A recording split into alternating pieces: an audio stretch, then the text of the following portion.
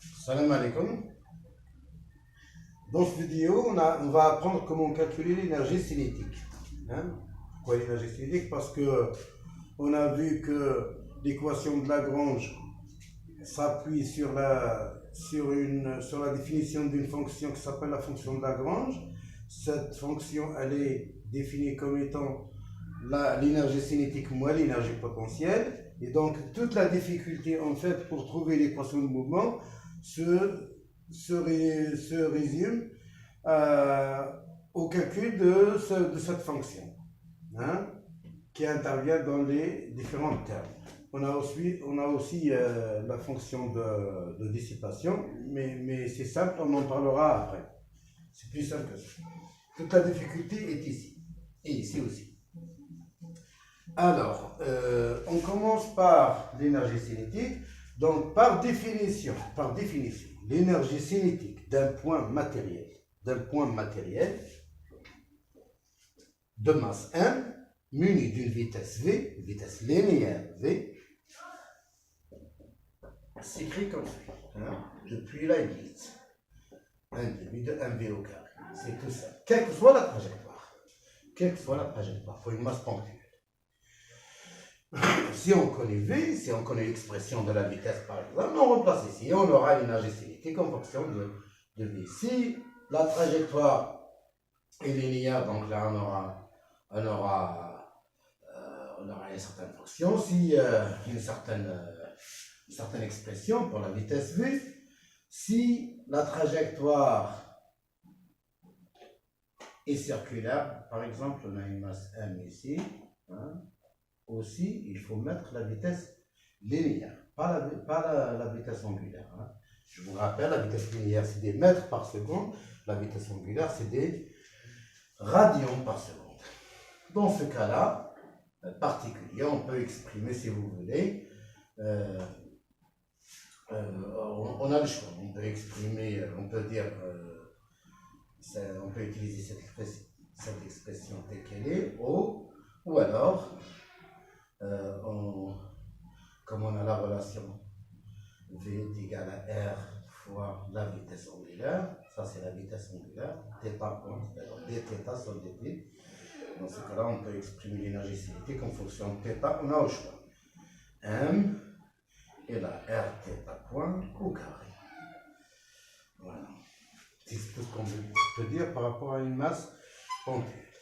Maintenant, pour une masse étendue, c'est-à-dire pour une masse qui a des dimensions, pour un corps matériel qui a des dimensions, il a un volume. Voilà, donc je dis 1 masse ponctuelle, donc 2 masse objet matériel, corps matériel.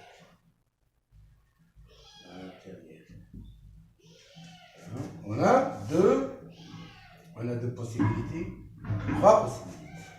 On peut avoir une masse qui fait une translation.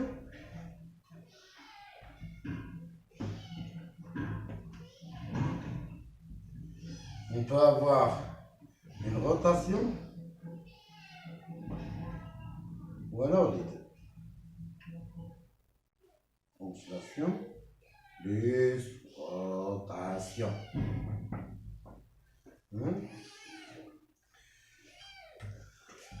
N'importe quel objet matériel, grosso modo,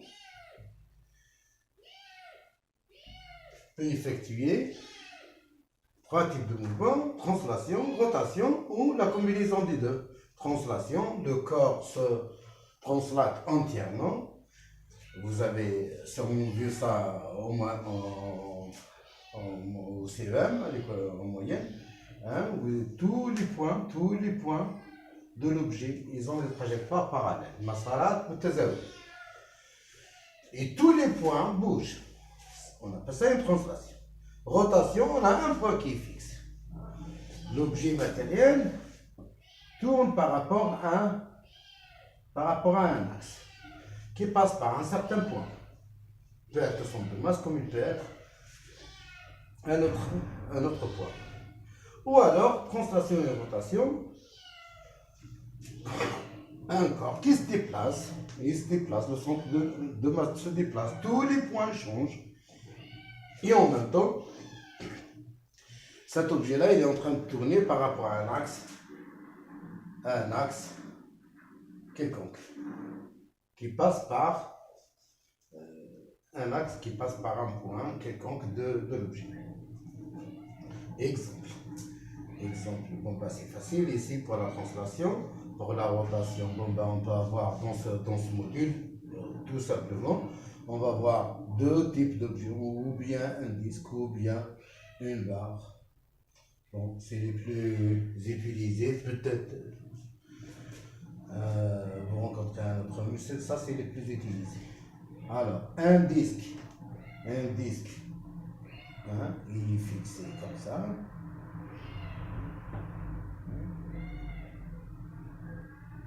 Ça tourne. Il est fixe. Il est en train de tourner sur place. Comme ce disque-là, il est en train de tourner par rapport à un axe qui passe par le centre de masse. On peut faire un disque qui tourne par rapport à un autre point. Mettons le point O, un peu distant par rapport au centre de masse d'une certaine distance D. Voilà. Il peut tourner ça aussi. Il est en rotation. Il est en rotation. Rotation par rapport à... Translation et rotation, un disque qui roule sur un tapis, hein, sur un support. Voilà, il tourne, il se déplace. Donc le centre de masse, à un moment donné, va se trouver là, tout l'objet change, donc il y a translation. Et puis, dans le repère lié au centre de masse, l'objet, on peut voir que l'objet fait une rotation par rapport à C, le centre de masse C. Voilà. Translation, rotation et rotation. Et à chaque fois, donc, l'énergie cinétique, elle a une expression. Je suis en train de simplifier au maximum. Donc, dans le cas d'une translation, une masse comme ça qui se translate, donc là, tous les points de cet objet, ils ont la même vitesse V. Hein.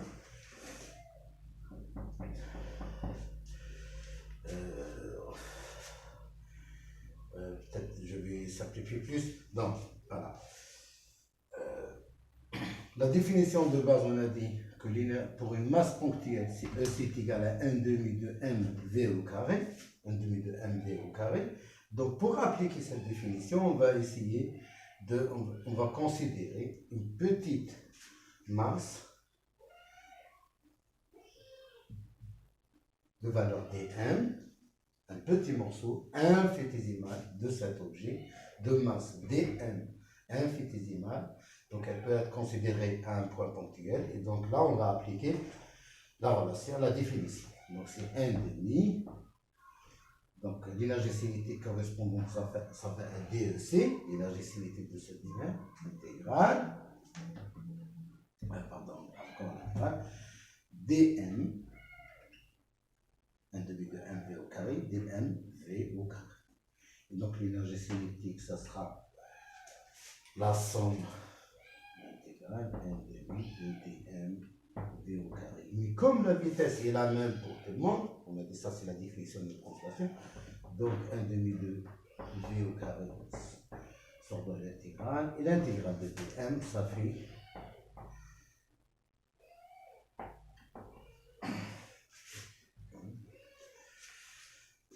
l'intégrale de dm ça fait m, la masse totale de notre objet. Donc la définition de l'énergie cinétique pour un objet matériel dans le cas d'une translation est la même que la définition pour une masse ponctuelle. EC est égal à 1 demi de mv au carré, quel que soit l'objet. Voilà. Pour une rotation, dans le cas d'une rotation, on fera des exemples après.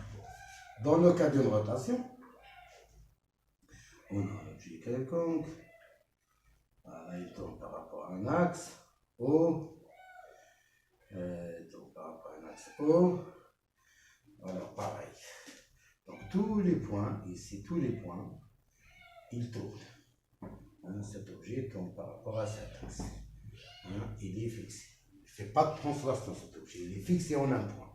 Donc là, il fait que la rotation. Donc, dans le cas, pareil, on fait pareil que tout à l'heure, on prend un élément infinitésimal de cet objet, de masse dm, le rayon par rapport à l'angle petit r,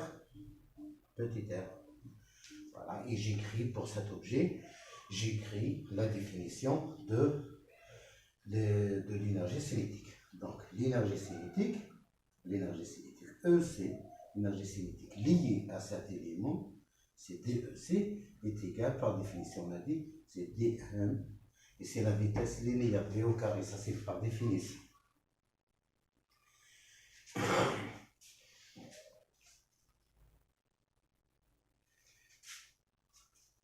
Pour l'énergie cinétique totale de cet objet, donc ça va être l'énergie cinétique de cet objet de rotation, l'énergie cinétique de rotation. Donc ça sera l'intégrale 1/2, je le mets de côté, dehors de l'intégrale, dm v au carré. Alors ici, on peut remarquer que tous les points ont la même vitesse angulaire. Hein. Quand l'objet tourne, tous les points ont la même vitesse angulaire. Et en exprimant la vitesse linéaire de cet élément-là, donc V est égal à petit r le rayon 1, hein, on est d'accord que tous les points effectuent des cercles par rapport au point O. Donc V c'est petit r θ point. Ça on l'a compris, la vitesse linéaire toujours dans le mouvement circulaire, la vitesse linéaire est égale au rayon fois θ point fois la vitesse angulaire. Ici, j'ai un demi de dm fois r, donc r θ point, ça sera r carré θ point carré. Voilà, je mets θ point au carré puisqu'elle est la même pour tout le monde, je peux la mettre en facteur, donc j'aurai 1/2 de θ point en facteur au carré, intégrale de r carré dm. Cette quantité-là, on l'appelle le moment d'inertie. Le moment d'inertie. Donc, on écrit 1/2 de J θ point. Si vous voulez que, au lieu qu'à chaque fois on écrit ça, puis après on calcule l'intégrale, etc., ça c'est calculé, on calcule ça une fois pour toutes pour les différents objets.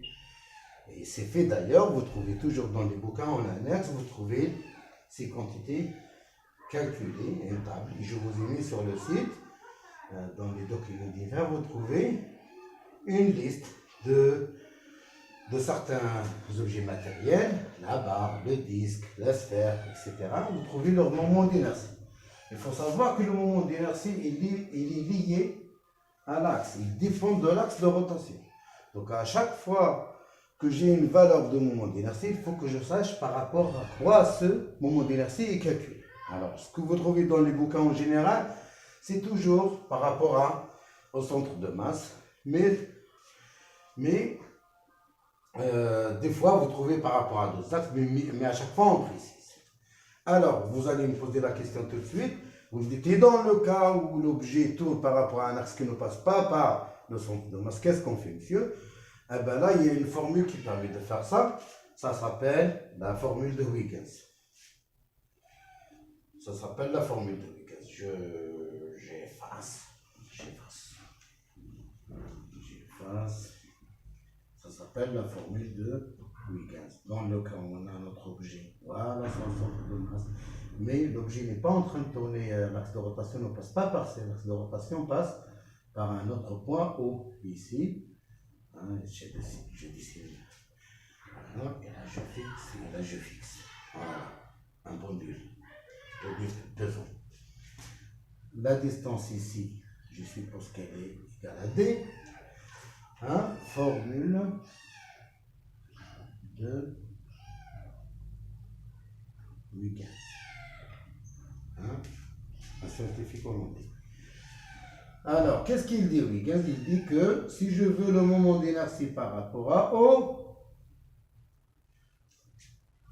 eh ben, je dis qu'il est égal à toujours par rapport le moment d'inertie par rapport le moment d'inertie par rapport au centre de masse qui est connu, qui est tabulé dans les bouquins, qui est connu à l'avance, plus la masse de mon objet fois la distance au carré. Cette distance, c'est quoi? C'est la distance entre le centre de masse et le nouveau axe.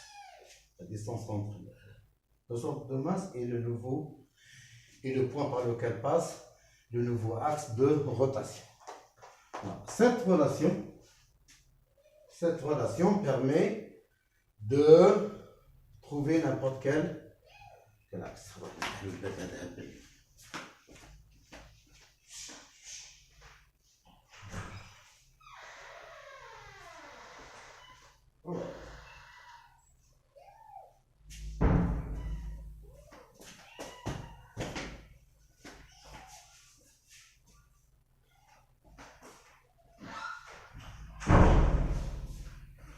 Ok.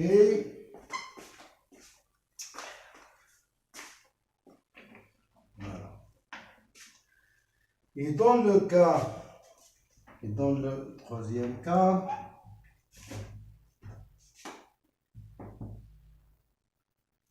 translation plus rotation. Dans le cas, bon, ça c'est difficile. Si, quoique. Ça peut être de cette façon, ça peut être ce que vous voulez. Si on le jette comme ça, donc il va se déplacer, il va tourner.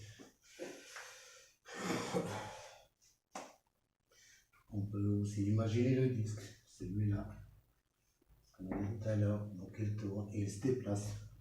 Donc dans ce cas-là, l'énergie cinétique sera quoi? Sera la translation. Si la masse R et le rayon R. La translation des centres de masse, donc VC au carré, plus la rotation par rapport au centre de masse, plus 1/2 de J, JC, θ point au carré. La translation du centre de masse, plus l'énergie de rotation par rapport au centre de masse. Donc là, il y a deux mouvements composés. La translation et puis la rotation par rapport au centre de masse. Alors, là, je résume. Donc, on a dit masse ponctuelle C est égale à 1/2 de mv au carré, quelle que soit la trajectoire, y compris la trajectoire circulaire. 2. Donc, la masse ponctuelle. La translation. Translation pareil, 1/2 de mv au carré, c'est l'objet à une masse V. Rotation. Rotation EC est égal à 1/2 de J. Alors je mets J. Delta axe de rotation. Ici, translation plus rotation. Plus rotation. Dans ce cas-là, EC est égal à 1/2 de MVC au carré plus 1/2 de J. Voilà. Au carré. On ne verra que le cas dans notre. On verra que le cas où l'objet tourne par rapport à son centre de masse. Le disque, c'est pas la peine d'aller. Donc on peut parler de tous les cas. C'est un disque, c'est ça ce qu'on va voir, on ne va pas voir d'autres. Si le disque qui se déplace avec une vitesse Vc et puis qui tourne par rapport à son centre, qui tourne par rapport à son centre, donc ça l'énergie cinétique est composé des deux parties. Hein? On va faire des exemples que vous allez comprendre.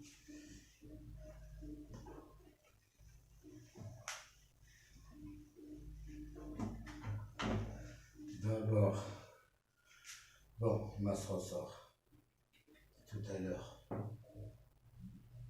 X. On note en général comme ça. On n'est pas d'axe comme ça, comme je l'ai mis maintenant. En général, comme ça. Bien. On assure comme ça pour dire que c'est un point fixe. Et X, là, c'est l'origine, c'est la position d'équilibre. Et puis X, ça sera la coordonnée de la masse 1 par rapport à cette position d'équilibre. Positive, négative, etc. Ok. Alors, ici, dans ce cas-là, c'est une translation, le mouvement c'est une translation, 1,5 de M. Alors, V au carré, la vitesse linéaire, V est égal à dx sur dt, donc c'est x point au carré. Hein?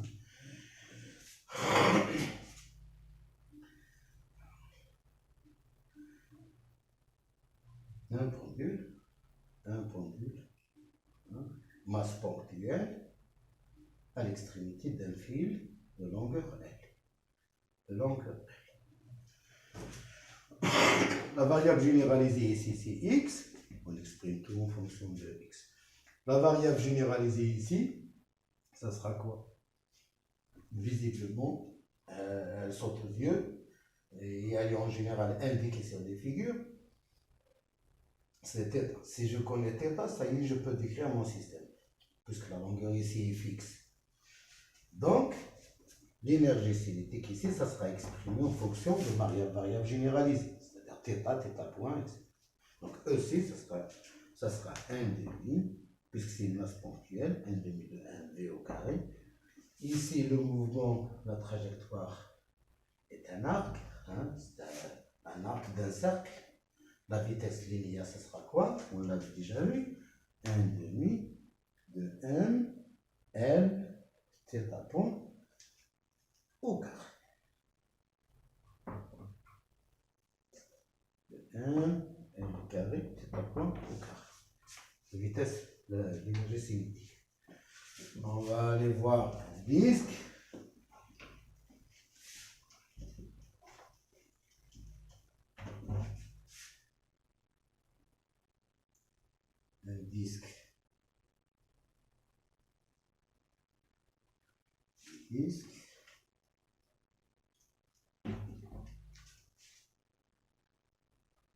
Je note comme ça. Et on assure un petit peu. Attends, comme ça. Quand vous trouvez ça, cette assuration, comme ça veut dire que le disque est fixe. Mettons que je mets un ressort ici. On s'en fout du ressort, il a une masse négligeable. Ça, c'est une masse. Ça, c'est un système. C'est un oscillateur.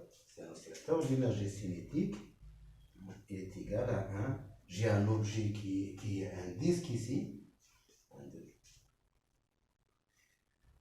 qui est en rotation, qui effectue une rotation. Donc, 1,5 de J, θ point, 1,5 de J, quel J? J par rapport à O.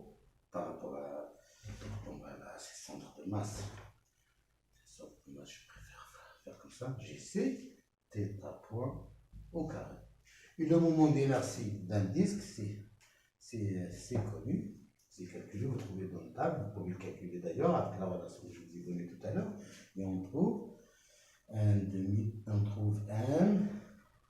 R carré sur 2. Ça, c'est le moment d'inertie d'un disque par rapport à son centre de masse. Je remplace ici, ça fait quoi? Ça fait 1,5. Le moment d'inertie, c'est à point au carré. Si ce disque maintenant, il peut bouger, si ce disque il peut bouger, donc je ne mets pas d'assuration, et je dessine un support. Là, on n'a pas besoin des supports. Là, on a besoin des supports. Là, on appelle ça le roulement sans glissement. C'est un disque qui roule sans glisser. S'il glisse, il fait une translation. Là, il y a un support, il y a des frottements qui lui permettent de tourner. Donc là, il tourne et il se déplace. Il n'y a que le centre de masse qui fait une translation. Tous les autres points, à part le centre de masse, tous les autres points font une rotation. Et bien sûr, ils se déplacent aussi avec le disque. Mais ce qui nous intéresse ici, c'est l'énergie cinétique. Donc l'énergie cinétique, je vais mettre l'énergie cinétique du centre de masse plus l'énergie cinétique de rotation. 1/2 de J par rapport au centre de masse au carré. Θ point au carré. Alors ici, il faut bien choisir la variable généralisée. La variable généralisée, ici, on a le choix. Je peux choisir la distance parcourue par le centre de masse. On se trouve ici. Voilà, donc la distance ici. Je dis là, c'est le point d'équilibre. Et la distance parcourue, ça sera x. Donc dans le cas d'une oscillation, x change alternativement autour d'une position d'équilibre. Alors, je peux choisir x, qui est la coordonnée de centre de masse, comme je peux choisir l'angle θ que fait le disque lorsqu'il déplace. Là, il tourne, il se déplace. Il se déplace, il tourne. Il ne peut pas se déplacer sans tourner, il ne peut pas tourner sans se déplacer. Pourquoi? Parce qu'il y a un roulement ici. Alors, pourquoi je fais ça? C'est pour choisir une seule variable. Parce que là, j'ai BC et j'ai θ point. Ou bien je choisis x, ou bien je choisis θ. Parce que c'est là, on est à un seul degré de liberté. Parce qu'ils sont liés. Ils sont liés les coordonnées ici. θ et x sont liés. Le disque, lorsqu'il tourne, la distance parcourue est liée à l'angle balayé. Il est lié avec quelle relation? Donc x, la distance balayée, elle est égale à r fois l'angle effectué. Donc là, ou je choisis x ou je choisis θ. J'exprime ça, 1/2 de m. Alors, la vitesse, ça va être x point, ça va être x point au carré, plus 1/2 de j θ point au carré. Je choisis ou x point ou θ point. J'ai la relation. Donc 1/2 de m x point, donc si je choisis x, et 1/2 de, donc ça c'est m r carré sur 2, ça c'est le moment d'inertie, fois θ point. Θ point de cette relation, donc θ point. Donc θ point est égal à x point sur r au carré. Et là, si vous faites le calcul, vous allez trouver que c est égal à 3 quarts. Parce que là, il y a 1/2. Et là, 1/2, c'est 1 quart. R carré avec R carré. C'est pareil. Donc 1 quart de mx point au carré plus 1/2. Ça fait 3 quarts mx point au carré. Si on avait choisi θ point au lieu de x, alors on aurait ici m r carré θ point au carré. Donc vous pouvez passer de l'un à l'autre. Voilà. Donc là, on a fait les 3 exemples. Instantanéenne, translation et rotation. Et rotation et translation. Je vais choisir encore un autre. Allez, je vais choisir un autre objet. Là, j'ai utilisé le disque. On peut utiliser la barre. La barre.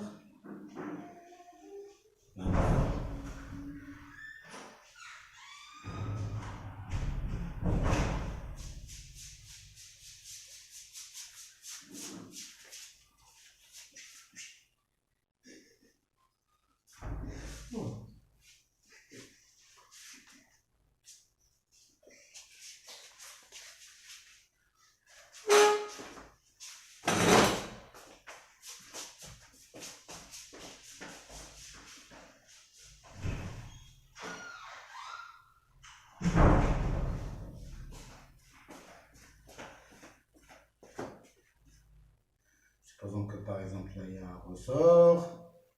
Voilà, une barre. Alors pour la barre, tout à l'heure, je vous ai parlé de disque, mais la barre aussi, lorsqu'elle tourne par rapport à un axe qui passe par le centre de masse, donc cette barre elle tourne, donc JC est égal à ML carré sur 12. Hein, c'est la longueur et L. Hein, ça peut se calculer aussi avec la formule de tout à l'heure et vous la trouvez sur les documents. Si maintenant, donc là on a la barre, mais la barre elle tourne par rapport à elle ne tourne pas par rapport au centre de masse, elle tourne par rapport à un point, hein, à l'extrémité, elle tourne par rapport à un axe qui passe par l'extrémité. Donc là, il faut calculer le nouveau moment d'inertie. Donc qu'est-ce que je fais? Là, je tourne ici. Là, ça tourne par rapport à un axe qui passe ici. Hein, en fait l'axe de rotation ici, il est perpendiculaire là, au tableau. La barre, elle fait comme ça.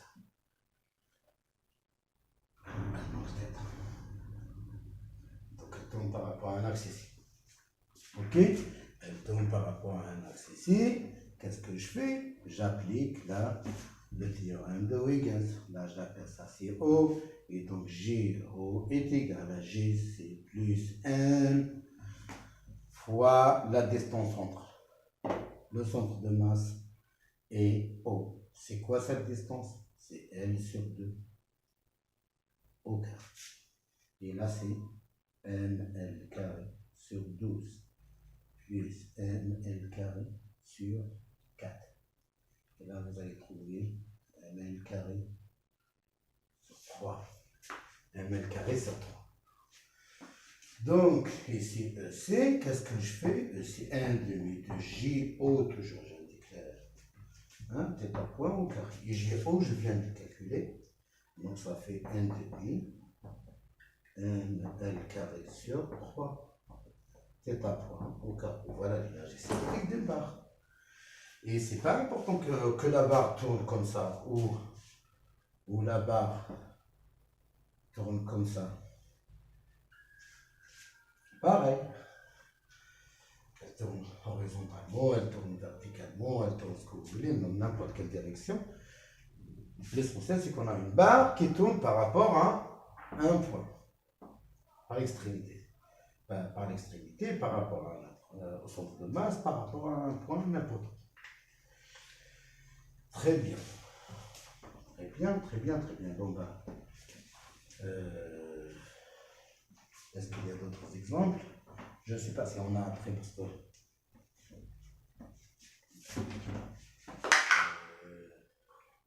on a après le temps peut-être. Bon, on verra après pour les exemples. Je ferai peut-être une vidéo rien que pour les exemples. Là, on arrête pour ça. Donc, on va parler de l'énergie potentielle après.